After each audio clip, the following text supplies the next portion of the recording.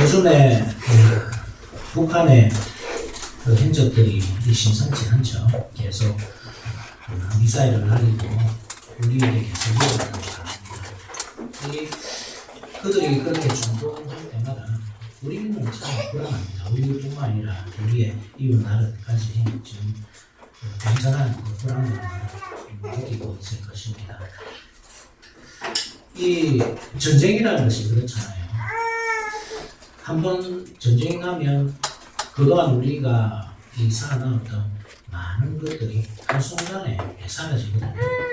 뿐만 아니라 이 현대화된 무기들은 이 사람의 많은 목숨을 앗아갈 것입니다. 그렇기 때문에 이 전쟁의 소식이 들릴 때 이 사람이 긴장할 수밖에 없고, 실제로 전쟁이 나면 어떠나 그런 고민 속에서 이 장면을 잘 못 이룰 수밖에 없습니다. 그런데 이런 상태는 사실 계속되어 온 것이죠. 1953년에 정전 협정이 체결된 이후 60년 동안 이런 상태였습니다. 사실 돌아보면 휴전 상태잖아요. 전쟁이 끝난 게 아니라 휴전 상태로 지금까지 계속 이어져 있고, 즉 잠시 그냥 전쟁을 쉬는 것이지 다시 전쟁을 언제 재개한다고 해도 전혀 이상하지 않은 그런 상태인 것입니다. 이게 사실 엄청 위험한 상태고, 그러한 이 시절을 거의 60년 동안 우리가 지내온 것이죠. 이게 위험이라는 게 그렇습니다. 그 처음에 위험이 닥칠 때는 엄청 긴장하다가도 그것이 계속 반복되다가 보면, 또 그것이 오래다 보면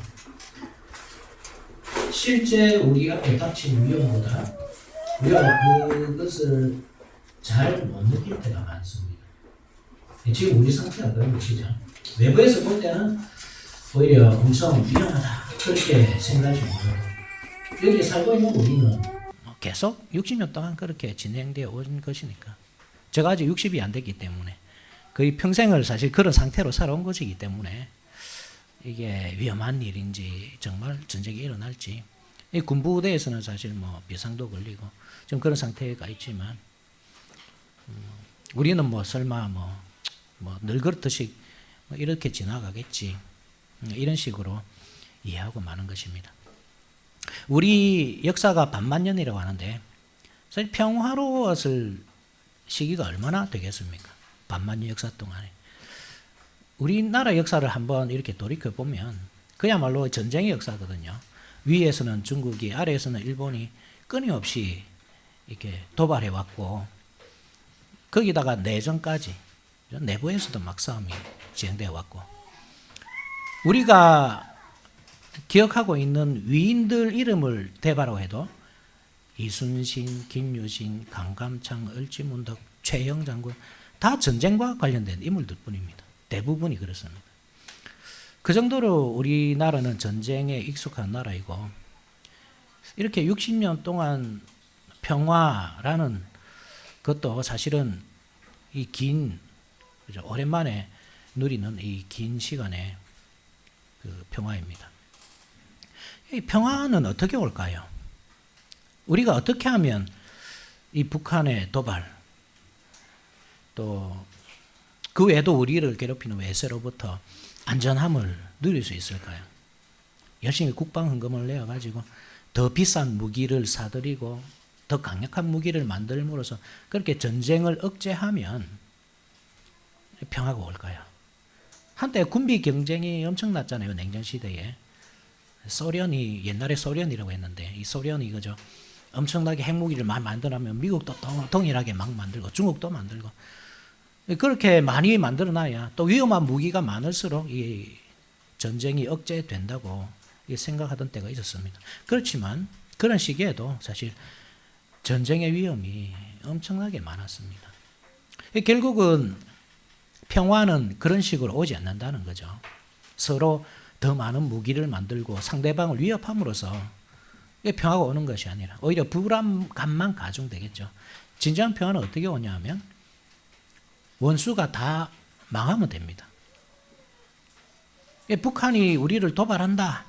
그것이 나를 불안하게 만든다 하면 그 북한이 아예 무너져 버리면 그냥 우리는 더 이상 그에 대해서 위협을 느끼지 않습니다. 평화란 그런 것이죠. 결국 원수가 완전히 사라지는 것. 그것이 평화입니다. 우리 교회의 역사를 돌아보면 사실 세상 역사보다 우리나라 역사보다 더하죠. 단 한순간도 전쟁이 멈춘 적이 없습니다. 교회가 이 땅에 세워진 이후로부터. 그래서 이 지상의 교회의 이름이 전투하는 교회입니다. 늘 싸우고 있는 겁니다. 우리가 지금 전투 중에 있습니다. 우리가 사실 이러한 가운데서 평안을 말한다는 것, 예수님께서 우리에게 약속하신 그 평안을 바라본다는 것은 어쩌면 사치인지도 모르죠. 평화할 수가 없습니다. 계속 전쟁이 진행 중이기 때문에 우리가 예배드리는 이 순간에도 악한 마귀 사탄은 그 관계로서 우리를 무너뜨리기 위해 계속 애쓰고 있습니다. 그럼 어떻게 해야 되겠습니까? 우리가 평안을 누리는 방식은 뭐 똑같죠. 이기는 겁니다. 원수 마귀 사탄의 세력을 완전히 박살을 내는 것. 그렇게만 우리는 평화를 누릴 수 있습니다. 예수님께서 이미 이기셨잖아요. 그죠? 이미 이기셨고 원수의 머리를 깨뜨리셨습니다. 그래서 우리에게 평화를 선언해 주셨습니다. 그런데 우리가 평화를 누리느냐 하면 여전히 우리는 전쟁 중에 있습니다. 여러 가지 환난과 어려움들과 이 번민이 우리를 괴롭힙니다. 이런 상태에서 우리가 어떻게 이기고 원수를 이기고 평화를 누릴 수 있을까? 그냥 전쟁은 계속되고 있는데 모른 척 하면서 나는 이 전쟁과 상관없다 그렇게 생각하면서 그냥 평화롭다 이렇게 마음의 위로를 얻는 것이 아니라 실제로 우리 일상에서 내가 어떤 것이 없든지 어떤 것 때문에 결핍을 느끼든지 이 마음의 안정을 누릴 수 있을까? 싸워서 이겨야 합니다. 물론 예수님께서 이미 이기셨고 우리에게 평화를 주셨지만 마귀 사탄은 여전히 살아서 우리를 계속 대적하고 있고 우리를 이 구원의 길에서 떨어뜨리기 위해서 애쓰고 있는 중입니다. 계속 미사일을 발사하고 핵폭탄을 투하하고 있는 중입니다. 예수님께서 오셔야 이 전쟁이 완전히 막을 내리겠지만 그 중간에는 계속 싸움이 있습니다. 그러면 우리가 어떻게 이 싸움에서 이길까? 그래서 예수님께서는 우리를 홀로 두지 않으시고 전신갑주를 주시는 것입니다. 우리로 하여금 싸워 이기도록, 싸워 이겨서 평화를 누릴 수 있도록 매 순간 그의 공격은 멈추지 않지만 그 가운데서도 내가 평안한 가운데서 삶을 살아갈 수 있도록 무기를 주십니다. 그것이 전신갑주죠. 뭐 요즘 어린아이들이 오락할 때 쓰는 아이템 같은 개념이 아닙니다. 아이템이 있으면 쉽게 그 어려운 이 상황을 극복한단 말입니다. 그러한 개념이 아닙니다. 전신갑주란 것은 예수님 그 자체입니다. 예수 그리스도의 옷입니다. 이것은 항상 우리와 함께 하는 것이고 우리가 이 전신갑주를 항상 붙이고 산다고 할 때 우리는 질 수가 없습니다. 항상 이길 수밖에 없습니다. 우리가 이 전신갑주를 멀리하기 때문에 우리가 전쟁에서 패하고 여러 가지 상황과 형편 때문에 우리에게 이미 있는 그 평안을 누리지 못할 때가 많은 것입니다. 그 전신갑주가 지난주에 살펴봤듯이 첫 번째 그였죠. 진리의 허리띠. 왜 진리가 가장 중요하다 했습니까? 마귀 사탄의 관계이기 때문입니다. 간사한 계략입니다. 그것으로 우리를 공격하기 때문에 진리로 굳게 서 있지 않는 이상 우리는 이기지 못합니다. 두 번째가 의의 호신경이었죠. 우리의 이 날 때부터 아까 우리의 생각과 계획을 지키는 것, 의의 호신경으로 지키는 것, 그것이 이 마귀 사탄의 관계를 이기는 방법입니다. 세 번째가 오늘 우리가 살펴볼 내용인데 평안의 복음이 준비한 신입니다. 평안의 복음이 준비한 신. 이게 복음과 이 신이 함께 이렇게 언급되는 거 봐서 신이 발에 싣는 거고 발은 막 움직이는 거잖아요. 그죠? 그러니까 복음을 열심히 증거하는 것이 우리가 이기는 방식인가 보다. 이렇게 쉽게 이 결정을 해서는 안 됩니다.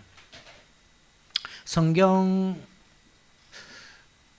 이 성경으로 해석하는 게 가장 좋습니다. 그래서 신이 발에 싣는 거니까 우리가 복음의 신을 신고 열심히 복음을 전파하러 다니자, 그렇게 승리하자, 이렇게 해석하기보다 성경이 이 신에 대해서 어떤 말씀을 하는가, 그것을 이해하고 우리 삶에 적용할 수 있도록 그렇게 해야 되겠습니다.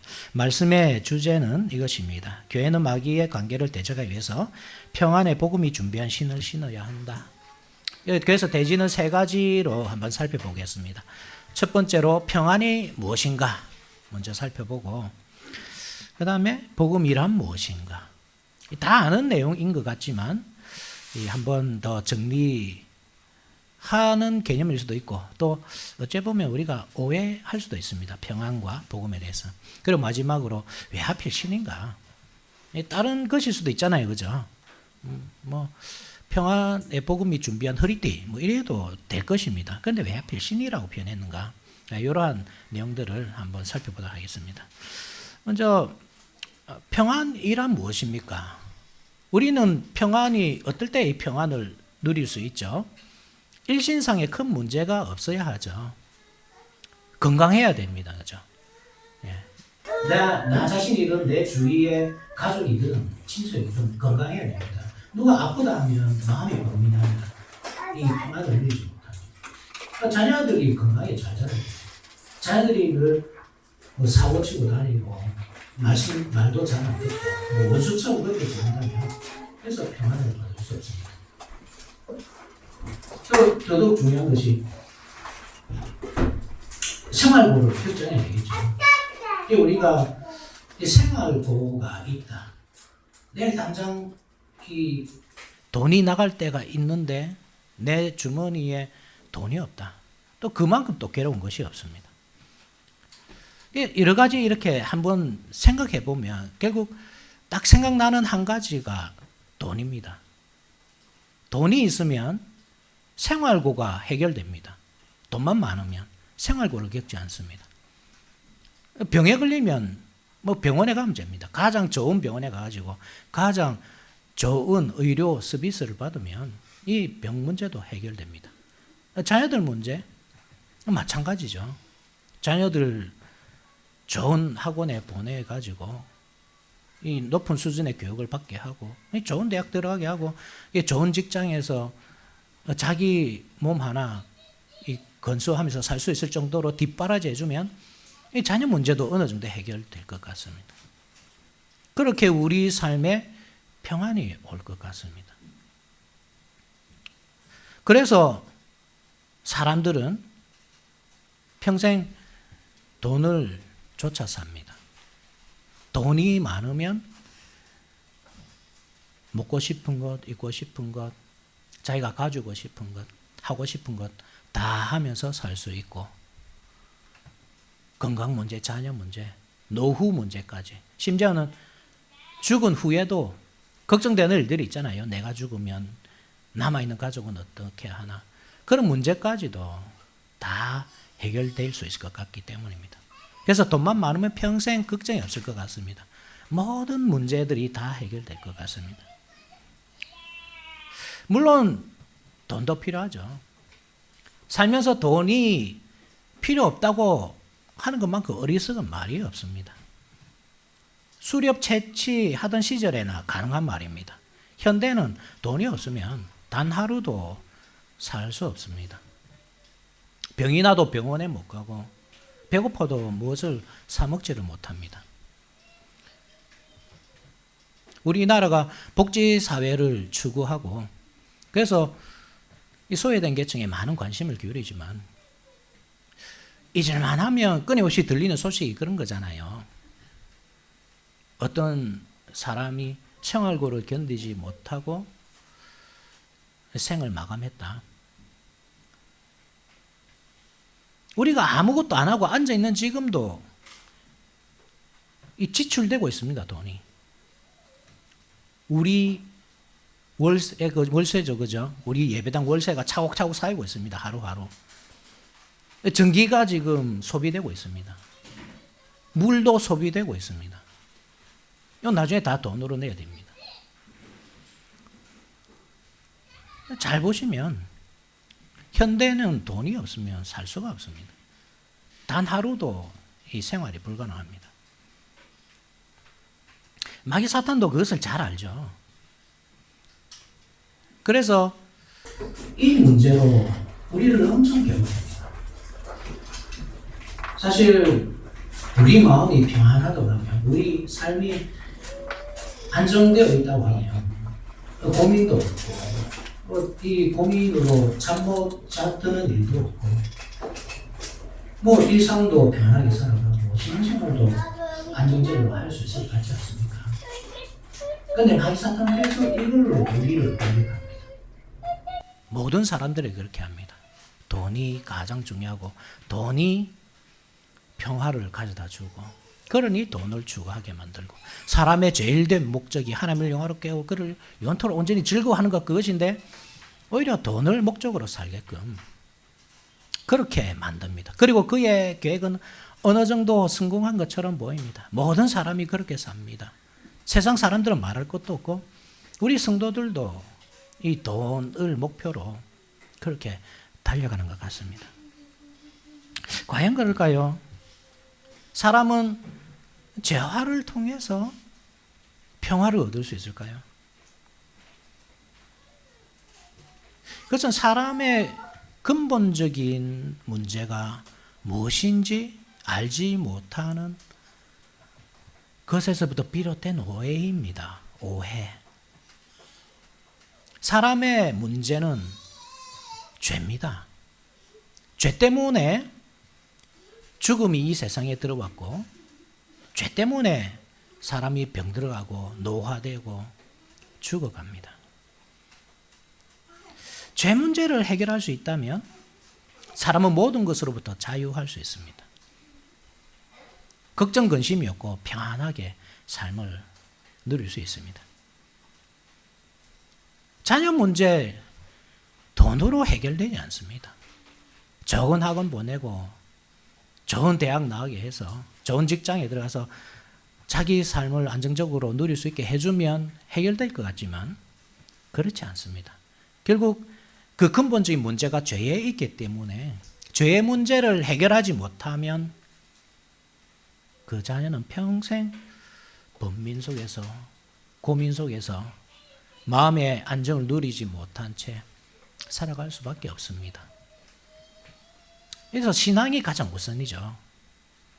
신앙을 가질 수 있도록 우리가 도와줄 수 있다면, 그래서 이 세상이 알아주는 그러한 대학을 놓고 직장에 들어가는 것보다 자기의 죄 문제를 해결하고 하나님 앞에 설 수 있는 신앙으로 만든다면 그 나머지는 자연스럽게 이루어질 것입니다. 신앙인이라면 일상을 계획대로 열심히 살아갈 것이고, 그렇게 자기 삶을 간수하면서 살겠죠. 사실 오늘 우리가 읽은 이사야 52장 7절에서 10절 말씀도 그렇거든요. 구약의 본문을 읽었던 말씀. 당장 드러나는 것은 그렇죠.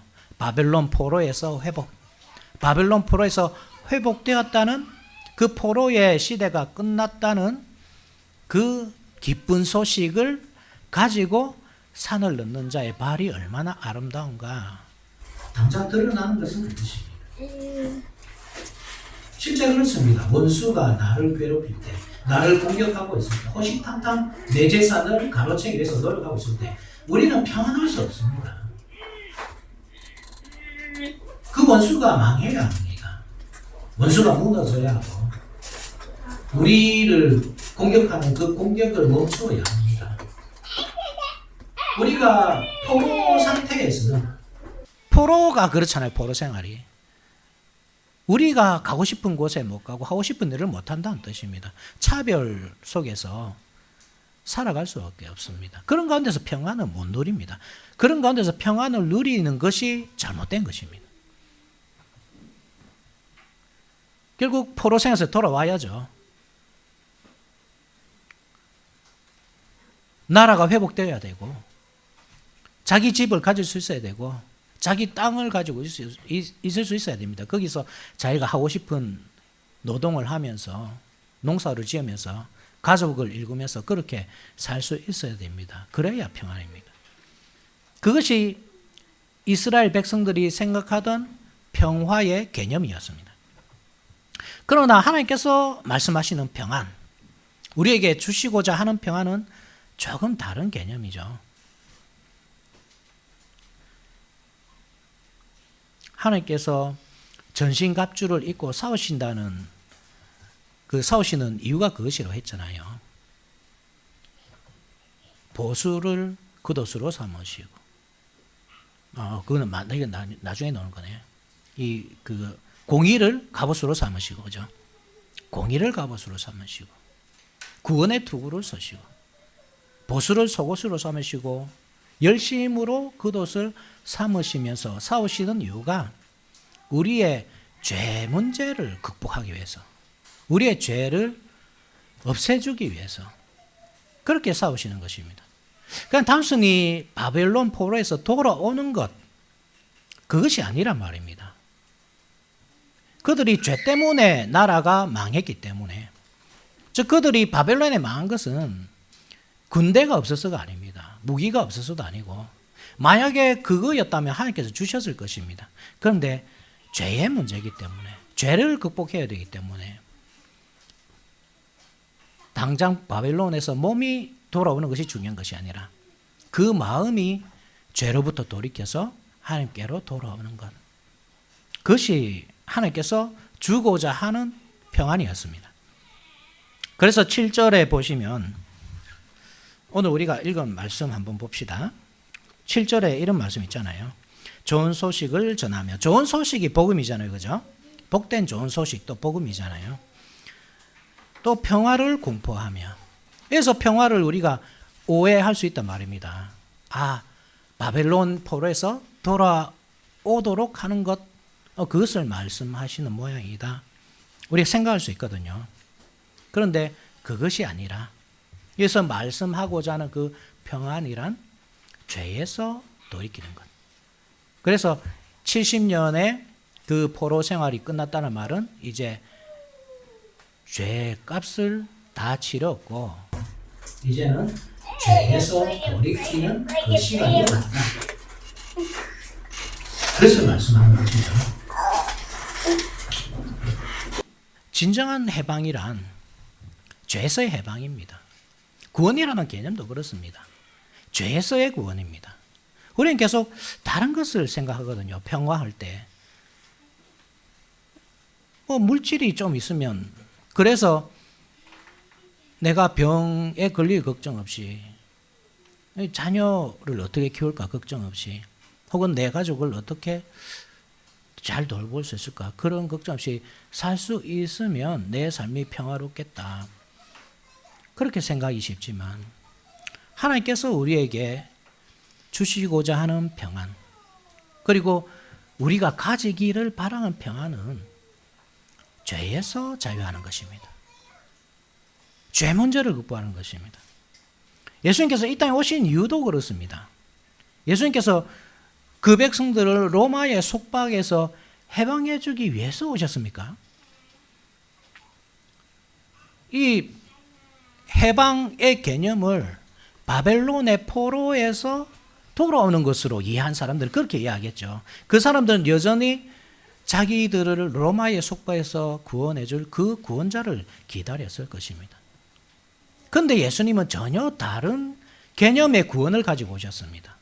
죄에서의 구원, 죄의 굴레로부터의 해방, 거기서 얻는 영원한 생명, 죽을 걱정 없이, 먹고 입고 거주할 그런 걱정 없이 영원한 생명을 바라보며 사는 그 평안을 우리에게 주려 오셨습니다. 요한복음 14장 27절이죠. 평안을 너에게 끼치노니 곧 나의 평안을 너에게 주노라. 내가 너에게 주는 것은 세상이 주는 것과 같지 아니하니라. 세상이 주는 평안과 다르다. 너희는 마음에 근심하지도 말고 두려워하지도 말라.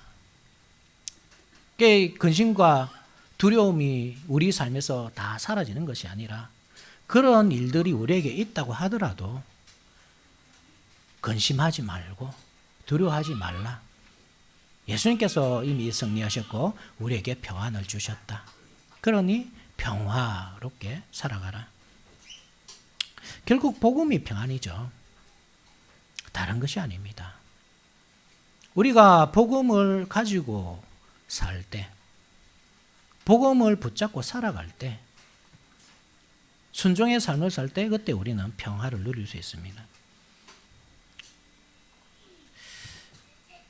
북한이 우리에게 미사일을 쏘는 문제, 가족 간의 불화한 문제, 자녀가 내 뜻대로 크지 않는 문제, 그런 것이 아닙니다.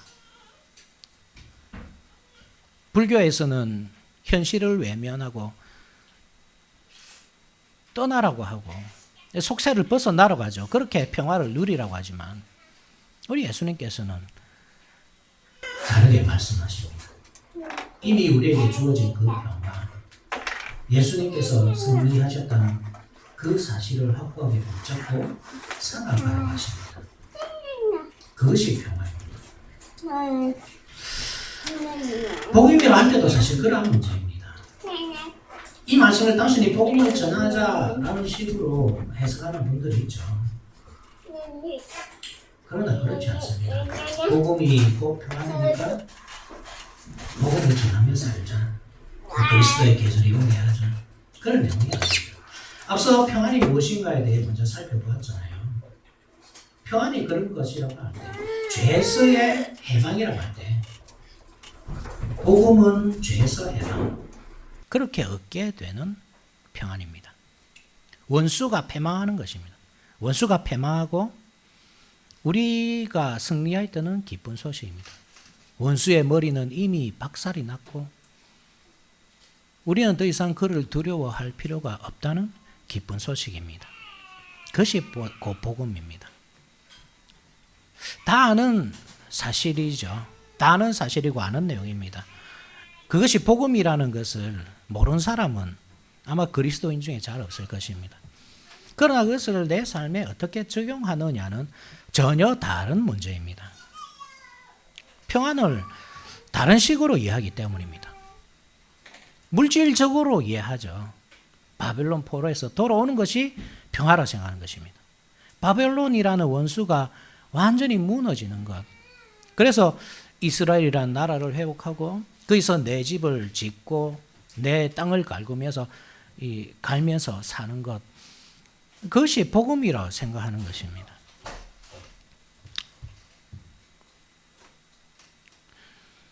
집안에 우환도 없어야 되고 자녀는 공부를 잘해야 되고 또 별 문제 없이 잘 자라는 것이 평안이라고 생각하는 것이죠. 그러니 하나님께 그것을 구하는 겁니다. 나에게 물질을 주소서, 혹은 성진하게 해주소서,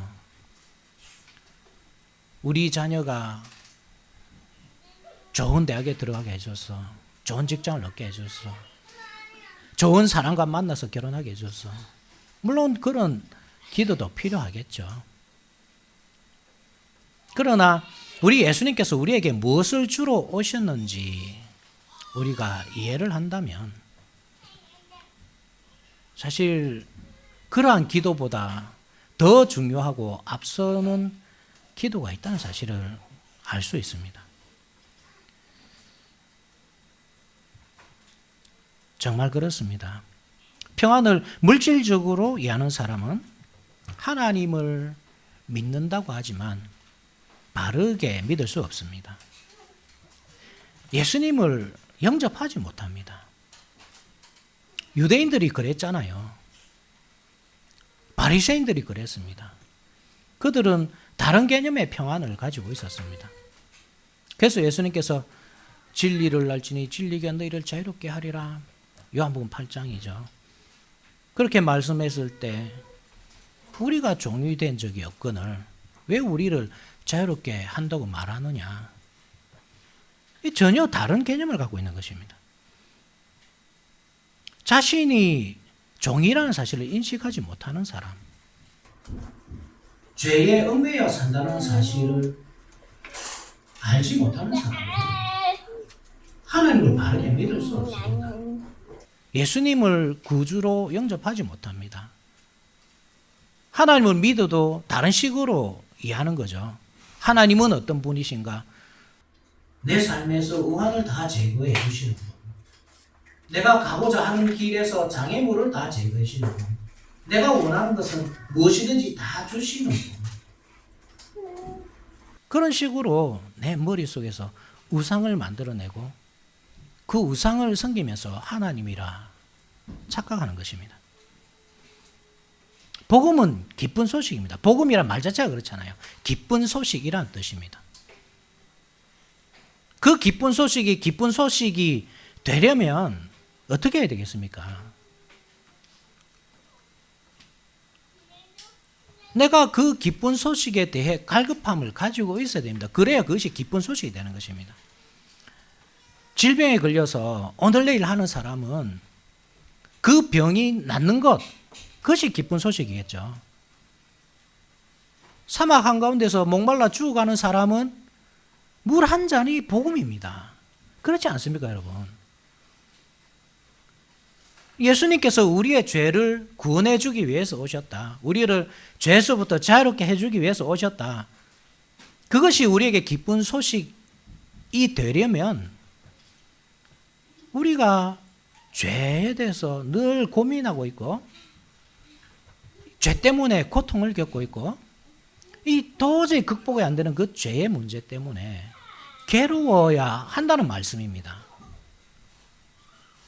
죄가 죄인지도 모르고 내가 죄인인지도 모르고 이 죄 문제를 극복하고 싶지도 않고 그런 사람이 예수님을 영접하겠느냐 말입니다. 예수님께서 주시고자 하는 그것이 귀하게 느껴지겠습니까?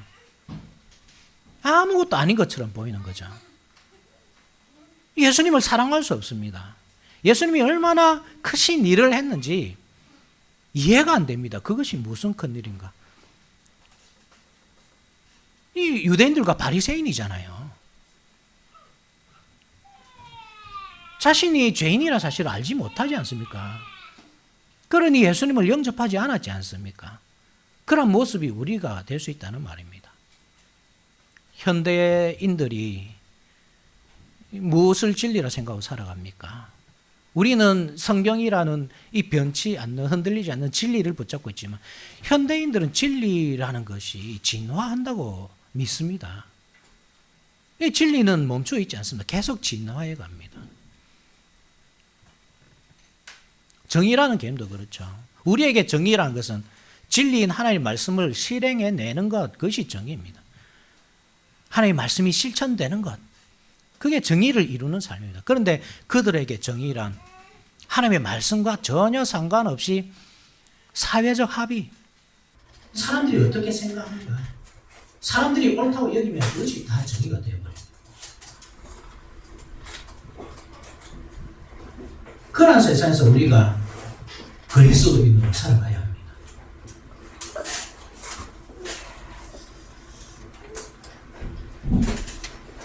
쉽지 않죠. 내가 죄인이라고 생각하니까. 요즘 세상 사람들의 삶이라는 게 그렇잖아요. 오피스 와이프, 오피스 허즈밴드, 산악회, 탁구회, 배드민턴 그런 데로 다니면서 이 사람 저 사람 만나고 가정이 있으면서도 가정의 중요함을 알지도 못하고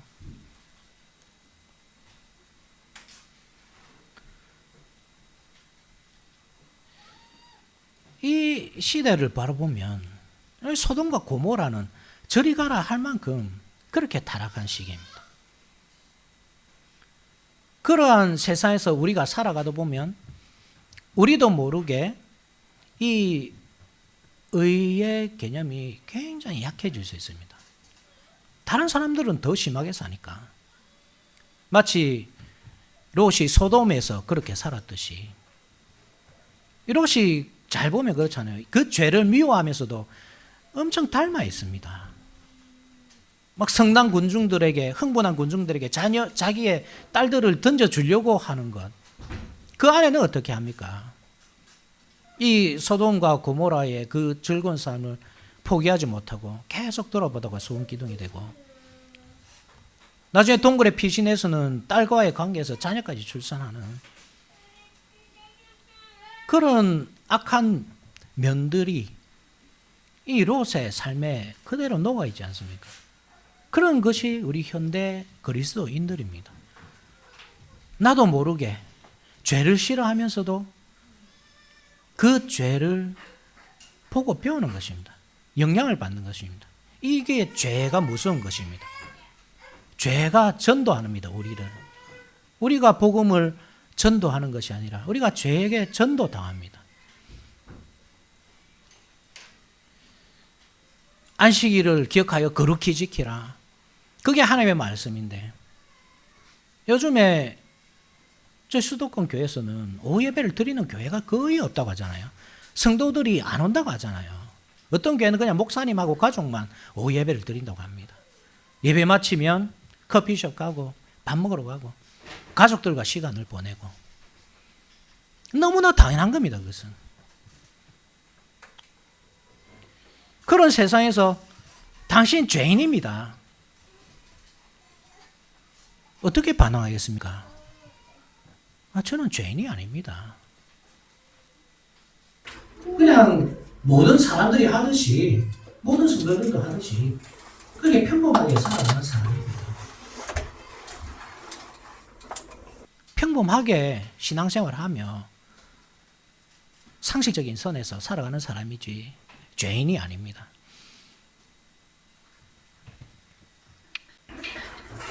그러니 우리 시대가 그런 시대란 말입니다.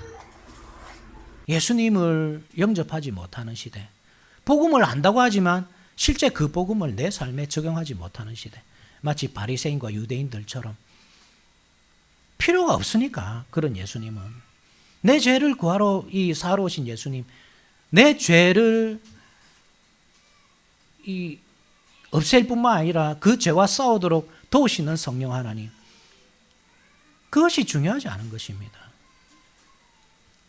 내 일상에 아무 문제 없도록 만들어주실 하나님, 내가 필요한 것을 다 준비해 주시고 이루어주실 하나님, 그 하나님이 필요하지, 내 죄를 없애주실 하나님, 그 하나님은 별로 영접하고 싶지도 않고, 별로 사랑하고 싶지도 않고, 별로 섬기고 싶지도 않는 그러한 하나님입니다. 다 복음을 안다고 하시지만 정말 복음을 위해 살고 있는지 한번 자신을 돌아보십시오. 자신의 죄를 깨닫기 위해 기도하고 있는지, 그 죄와 싸우고 있는지, 그 죄와 싸우기 위해 말씀을 무기로 삼고 있는지, 성령 충만을 간구하고 있는지. 혹시 당신의 삶은 아무 문제가 없습니다, 잘하고 있습니다, 이렇게 긍정적인 말을 해줄 교회를 찾아 헤매고 있지는 않은지, 그런 말씀이 그립지 않은지 한번 돌아보십시오.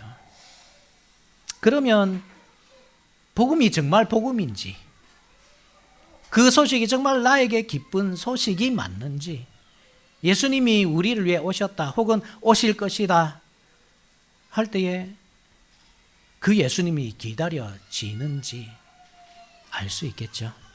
우리가 참 성도인지 거짓 성도인지 드러날 것입니다. 그러면 왜 하필 신일까요? 복음, 평안의 복음이 예비한 신이죠. 평화의 복음이 예비한 신. 즉 평화의 복음이 바로 주격입니다. 그죠? 평안의 복음으로 준비한 신이 아닙니다.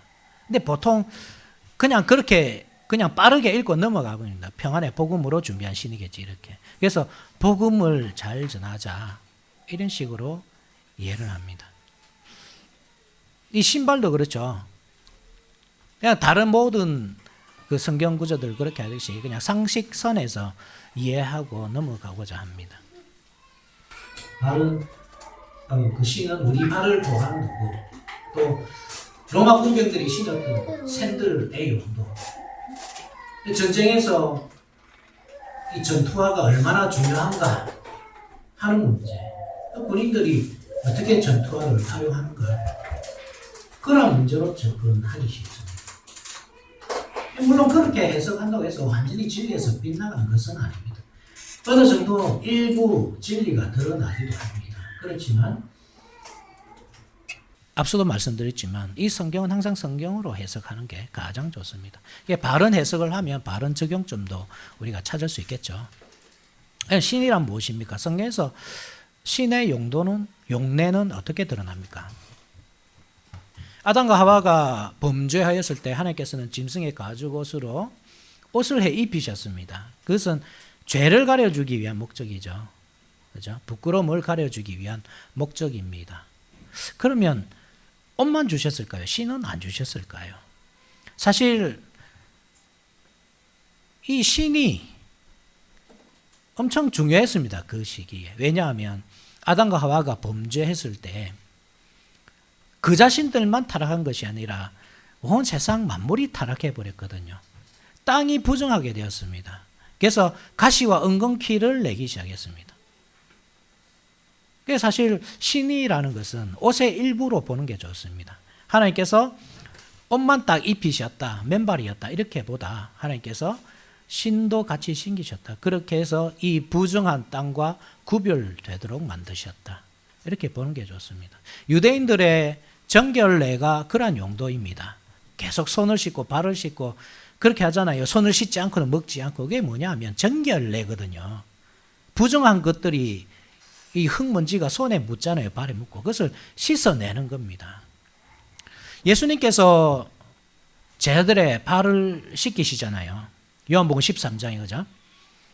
예수님께서 발을 씻기실 때 이 사도 베드로가 그렇게 합니다. 예수님께서 거룩하신 분이 어떻게 저의 더러운 발을 씻을 수 있습니까? 씻을 수 없습니다. 그때 예수님께서 하시는 말씀이 내가 네 발을 씻지 않으면 내하고 네하고 아무 상관이 없다. 그래 베드로가 깜짝 놀라서 말씀하시죠. 그러면 발만 씻지 마시고 저의 온몸을 씻어 주옵소서. 예수님께서 하시는 말씀이 무엇입니까? 이미 목욕한 사람은 발만 씻으면 된다. 온몸이 깨끗하다. 여러분 이게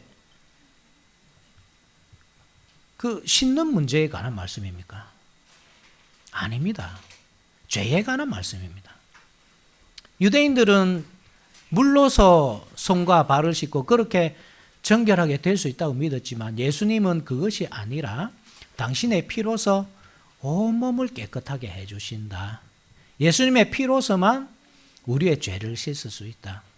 위생에 관한 말씀이 아니라 죄에 관한 말씀이란 말입니다. 신의 용도가 그렇습니다, 여러분. 신의 용도란 부정한 땅에서 구별하는 것입니다. 평안의 복음이 준비한 신도 그렇습니다. 그것은 죄에서 구별되는 것입니다. 단순히 복음을 전하자는 내용이 아닙니다. 복음 전파가 중요하지 않다는 말이 아닙니다. 당연히 복음을 전해야 됩니다. 그렇지만 최소한 이 본문에서 그러한 결론을 이끌어내고자 하면 안 됩니다. 이 본문이 말하고자 하는 것은 구별입니다. 바울이 이 서신을 쓰는 목적도 그렇잖아요. 악한 마귀 사탄의 관계에 대적하기 위해서. 전쟁을 위해서 너희들이 전신갑주를 입어야 한다. 그것은 복음을 빠르게 전파해서 그들을 이겨야 된다. 이런 뜻이라기보다 복음으로서 구별되어라. 세상으로부터 악한 마귀 사탄이 이 통치하고 있는 그 세상으로부터 죄로부터 구별되어라. 그렇게 승리하라. 이런 뜻으로 말씀하십니다. 마귀의 관계는 사람의 목적이 재화라고 가르칩니다. 재화를 가지고 있으면 삶이 안정될 것이라고 가르칩니다. 일상뿐만 아니라 늙어서도 그죠? 노후에도 모든 문제가 해결될 것이라 생각합니다. 그래서 사람은 그 목적을 위해 살아갑니다. 사람의 제일된 목적이 무엇인지 잃어버리고 이 재화를 목적으로 달려갑니다. 현대사회에서는 실제로 그렇습니다. 돈이 많으면 사실 그 사람이 얼마나 부도덕하고 부정직하고 별로 중요하지 않습니다.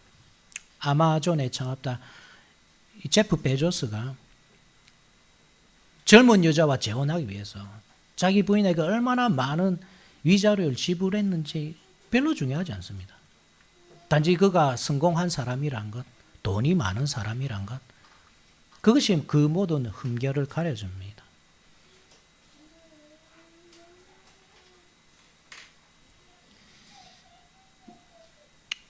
그것이 관계라고 하기에는 차라리 애교 수준이죠.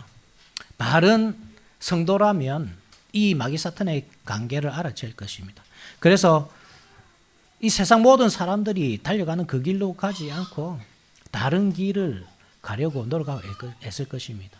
이게 정말 무서운 것은 이 마귀 사탄이 복음이라는 이름으로 우리를 속인다는 것입니다. 이게 더 무섭습니다. 관계라는 것. 아까 진리 이야기를 했지만 진리 문제에 있어서 그렇잖아요. 진리는 진화하는 것이다. 고정되어 있는 진리를 부정하고. 그래서 예전에는 남성, 여성 두 가지 성경이 있었지만 오늘날에는 LGBTQI 7가지 성경이 있습니다. 예전에는 원래 진리란 이 성경에서 우리에게 말씀하시는 그 가정이란 남자와 여자가 결혼해서 가정이 이룬 것이지만 오늘날에는 남자와 남자가 결혼해야 되고 여자와 여자가 결혼해야 되고 심지어는 자기가 비교던 애완견과 결혼하는 이들도 충분히 용납될 수 있는 그러한 사회가 되는 것이죠. 정의라는 개념도 그냥 사회적 합의. 그런 세상에서 우리가 진리를 이야기할 때, 정의가 무엇인지 이야기를 할 때, 그들이 그것을 안 받아들이죠. 그러니까 우리가 복음을 더 잘 전하기 위해서 우리도 그들처럼 그들이 요구하는 이 세련된 그리스도인, 꽉 막힌 그리스도인이 아니라 시대를 못 읽는 그리스도인이 아니라 그들처럼 우리도 다른 성을 인정하고 뭐 결혼을 하고 이혼을 하고 뭐 재혼을 하는 것, 어린아이가 뭐 출산을 하고 기르는 것, 그런 것들을 이 죄로 보지 않고 그냥 용납하는 것, 그러니까 다름을 인정하는 것, 그렇게 함으로써 복음이 더 효과적으로 전파될 수 있지 않을까? 더 빠르게 증거되지 않을까? 우리도 모르게 그러한 생각에 영향을 받고 우리의 마음을 연다는 말입니다. 이 평화라는 개념을 여러분들 구약에서 그거거든요. 이게 샬롬이거든요. 그죠? 이스라엘 백성들이 가나안 땅을 침공할 때 그러니까 성문을 열어라. 그게 평화입니다. 먼저 평화를 선포해라. 그래서 이 성문을 열면 평화합니다. 그 성과. 그것은 그들의 어떤 가나안 땅의 문화를 받아들이라는 뜻이 아니라 오히려 하나님의 그 말씀을 그 가나안 땅에 전파하라 이 말이잖아요. 평화를 선포하고. 그런데 만약에 평화를 거부하면 전쟁이잖아요. 다 무너뜨려야 하잖아요. 그런데 오히려 우리는 반대입니다. 오늘날에. 그 세상 사람들이 우리에게 평화를 외치고 성문을 열어라. 우리는 쉽게 성문을 엽니다. 그렇게 해서 그들과 동화되고자 합니다. 그것이 복음인 줄 압니다. 그런데 그게 복음이 아니란 말입니다. 복음은 구별되는 것입니다. 이 사실을 잘 기억하셔야 됩니다. 자신의 죄를 깨닫는 것이고 어떻게 하면 이 죄의 문제를 극복할지 가르쳐주는 것, 그것이 복음입니다. 마귀 사탄의 관계는 그 선을 없애버립니다. 구별되지 못하게 합니다. 그리스도인이나 세상 사람들이나 똑같이 보이고 우리 그리스도인이 그 무리에 가 있으면 저 사람이 그리스도인인지 아닌지 구별도 안 되도록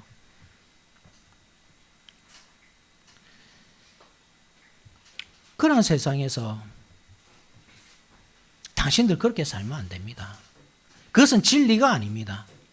진리는 딱 고정되어 있는 곳으로서 하나님의 말씀입니다. 그 진리를 실천하며 사는 것, 그것이 정의입니다. 사람은 그렇게 사는 것이 마땅합니다. 돈이 없어도 가정은 행복할 수 있고, 자녀는 돈이 아니라 말씀으로 기르는 것이고, 인간답게 사는 것이란 우리가 하나님의 말씀을 진리로 알고 받아들이고 실천하며 사는 것입니다. 좋아하겠습니까, 그들이? 좋아할 리가 없죠. 자기들은 아무 문제가 없다고 생각하고 바른 길로 가고 있다고, 합리적으로 생각하고 상식선에서 행하고 있다고 생각하는 그 사람들에게 당신이 죄인입니다. 당신은 잘못 길로 가고 있고 당신의 윤리 도덕과는 틀린 것이고 다른 것이 아니고 틀렸습니다. 그렇게 말할 때 그들이 그 사실을 받아들이겠습니까? 아닙니다. 안 받아들입니다. 그러니까 불화하게 되는 겁니다.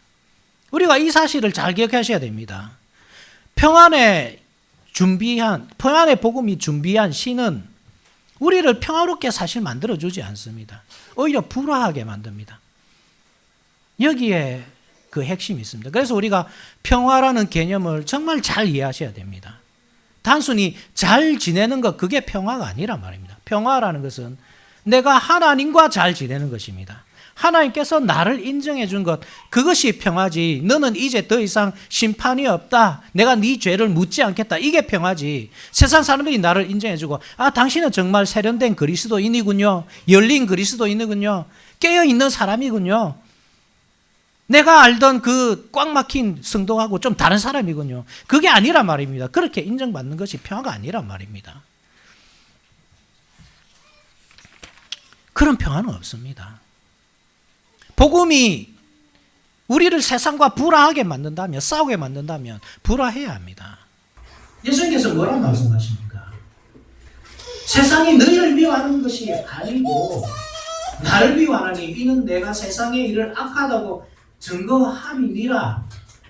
예수님께서 그렇습니다. 말씀으로 무엇을 증거하느냐? 세상의 일은 악하다고 증거합니다. 요한복음 7장 9절입니다. 세상이 너희를 미워하면 너희가 아니라 나를 미워하는 줄로 알라. 요한복음 15장 18절. 그게 복음입니다, 여러분. 예수님께서 평화의 복음을 전하러 오셨습니다. 그렇죠. 이제 하나님께서 너희의 죄를 사해 주실 것이다. 너희들에게 심판이 없을 것이다. 예수님이야말로 샬롬을 외치러 오셨습니다. 우리의 마음을 활짝 열도록 만드셨습니다. 그것을 거부했습니다. 유대인들은. 왜냐하면 자기들이 생각하던 그 평안이 아니기 때문에, 예수님이 주시고자 하는 그 평안이란 자신들이 생각하는 것과 다르기 때문에. 그래서 예수님의 복음은 불화합니다. 그 복음을 거부하는 사람들과 불화했습니다. 내가 온 것은 사람이 그 아비와 딸이 어머니와 며느리가 시어머니와 불화하게 하려 합니다. 그게 복음입니다. 여러분, 이 평화라는 단어에 너무 집착하지 마십시오. 그렇게 안 될 경우가 더 많습니다. 그렇게 될 수도 있겠죠. 하나님께서 택한 백성들이 세상 밖에도 있기 때문입니다. 그들에게 복음을 이야기할 때 그 사람도 열린 마음으로 받아줄 수 있습니다. 그러나 대부분 이 마귀 사탄의 관계는 그 사람들을 통해서 우리를 공격합니다. 그래서 평화의 이 복음을 이야기할 때 그들은 불화로서 우리를 상대할 것입니다. 그렇게 우리가 말도 못하게 만들고 기도 못하게 만들고, 그래서 우리가 헷갈리도록, 아, 이 길이 아닌가? 더 좋은 길이 있는가? 저들에게 내가 잘 보이기 위해서 복음이라는 이름으로 포장해서 그들에게 내가 가지고 있는 그 귀한 진리를 말해주는 것이 아니라 그들이 말한 진리를 내가 받아들이고, 그렇게 거짓된 평화 속에서 마치 그리스도인으로서 잘하고 있는 것처럼 착각할 수 있다는 말씀입니다. 성도라면 구별되어야 합니다. 구별되지 않는 성도는 성도가 아닙니다. 세상이 어두울수록 더 밝게 빛나는 것이 빛이잖아요. 빛나지 않는 빛이 어떻게 어둠을 밝힐 수 있겠습니까? 구별된 게 우선입니다. 거기에 참된 평화가 있습니다. 불화 같지만 그 불화 속에 참된 평화가 있고 거기에 참된 복음 증거가 있습니다. 어둠 속에서 빛을 못 내는데 어떻게 믿는 이 사람들이 그 빛을 보고 나오겠습니까? 여러분 빛으로 빛나십시오. 진리로서 구분되십시오. 그래야 합니다. 말씀 맺겠습니다. 사람들은 진리를 지나야 한다고 합니다. 그래서 세상에는 참된 진리가 없습니다. 참된 진리가 없기 때문에 사람들은 길을 잃습니다. 어디로 가야 할지 모르고 무엇을 목표로 살아야 할지 모르고 어떤 사람을 기준으로 삼고 그 사람을 닮고 싶고자 하는 그 마음도 없습니다. 그러니 인간다움을 잃어버립니다. 인간답지가 않습니다. 사람이. 그러면서 그것을 진보라고 생각합니다. 오히려 퇴화되어 갑니다. 퇴보입니다. 퇴보. 인간다움을 상실하기 때문에. 정의는 사회적 합의라고 하죠. 대중이 원하기만 하면 그것이 무엇이든 다 허용이 됩니다. 그것이 인간다운 일인지 짐승과 같은 일인지 생각하지 않습니다. 구분하지 않습니다. 그러한 세상에서 그리스도인으로 산다는 것은 때로는 다툼을 감수해야 한다는 뜻입니다. 때로는 그들에게 미움받을 상황도 생긴다는 그 사실을 말해주는 것입니다. 우리는 미움받을 그 용기를 가져야 합니다. 내가 왕따 당한다 하더라도 내 친구들에게, 가족에게, 직장에서 따돌림 당한다 하더라도 얼마든지 감수할 수 있는 그 자세를 가져야 합니다. 그렇지만 거기에 있는 평화는 내 것이 됩니다. 비록 그 사람들이 인정 안 해줄지 몰라도 하나님께서 나를 인정한다는 사실, 하나님께서 나에게 영원한 생명을 약속하고 있다는 그 사실 때문에 내 마음은 안정되고 평안한 것입니다. 나에게 뭐가 있든 없든 내가 어떤 결핍 속에 살아가든 나는 안전한 것입니다.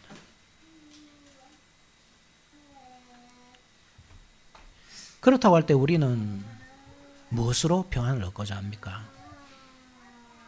하나님의 말씀, 그 복음만이 진리임을 믿고 그 진리를 붙잡고 살아가요. 이것도 진리고 저것도 진리고 이렇게 할 수도 있고 저렇게 할 수도 있고 그런 세상에서 말씀을 딱 붙잡고 정중동할 때 그게 참된 평화가 있습니다. 우리 가운데는 질병 때문에 고통을 당하는 분들도 있고 또 실직의 문제, 직장의 어려움들 그 때문에 괴로운 분들도 있습니다. 죽음이 두려운 분도 계실 것입니다.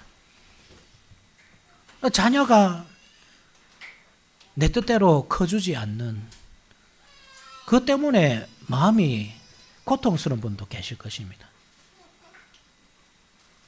그러나 하나님께서 우리에게 주시는 평화라는 것은 그런 외부적인 환경 때문에 흔들리는 것이 아닙니다. 하나님께서 우리에게 주시는 평화는 변치 않습니다.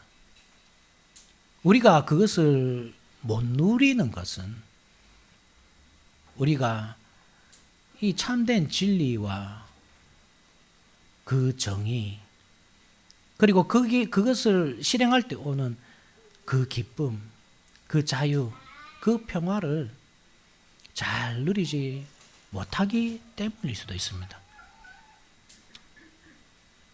환경에 여러분 좌우되지 마시고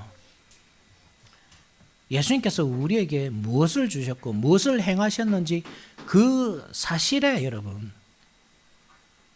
이